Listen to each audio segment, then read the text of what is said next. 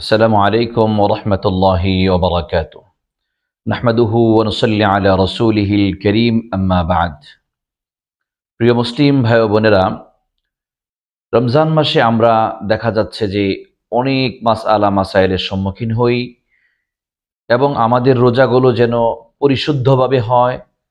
আল্লাহ রাব্বুল আলামিন যেভাবে আমাদের রোজাকে চেয়েছেন এমন যেন হয়। তিনি চেয়েছেন যে রোজা হক আদায় করে হবে এবং রোজা যেন এমন হয় যার দ্বারা আল্লাহ পাকের পক্ষ থেকে আমরা পুরস্কার পাই।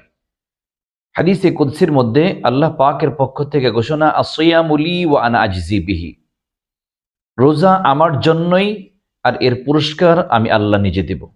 সুতরাং আমরা যদি এমন পুরস্কার আল্লাহ পাকের পক্ষ থেকে পেতে চাই, তাহলে আমাদের রোজাটা কেমন হওয়া প্রয়োজন?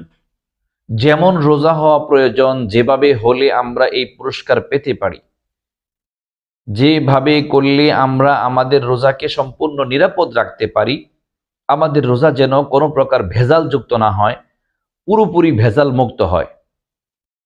এজন্য রমজান মাসে প্রতিদিন দ্বীনি মাসআলা আলোচনা হবে। রমজান সংক্রান্ত, রোজা সংক্রান্ত, রোজার গুরুত্বপূর্ণ মাসআলা সংক্রান্ত, যাকাত সংক্রান্ত বিভিন্ন বিষয়ে, রমজান সংশ্লিষ্ট যত বিষয় থাকতে পারে, রোজা ভঙ্গের কারণ, কেন রোজা মাকরুহ হয়, সব বিষয়ে আলোচনা থাকবে। আপনারা নিয়মিত এই প্রোগ্রামটা দেখবেন এবং এর সাথে থাকবেন।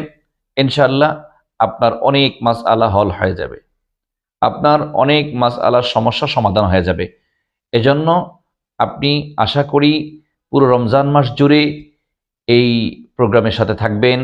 প্রোগ্রামের সাথে থেকে আপনি আপনার রোজাকে সম্পূর্ণরূপে নিরাপদ এবং সুন্দর করবেন, যার দ্বারা কিয়ামতের দিন আপনি আল্লাহ পাকের পক্ষ থেকে পূর্ণ পুরস্কার লাভ করতে পারেন। আল্লাহ রাব্বুল আলামিন আমাদের সকলকে রমজানের পরিপূর্ণ হক আদায় করে রোজাগুলো একেবারে ঝামেলা মুক্ত, নিষ্কলুষভাবে, সুন্দরভাবে আদায় করা।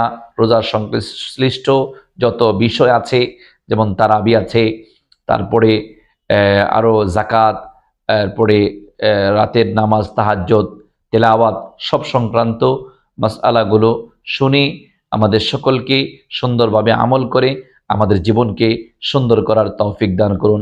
আমিন। আসসালামু আলাইকুম ওয়া রাহমাতুল্লাহি ওয়া বারাকাতুহু।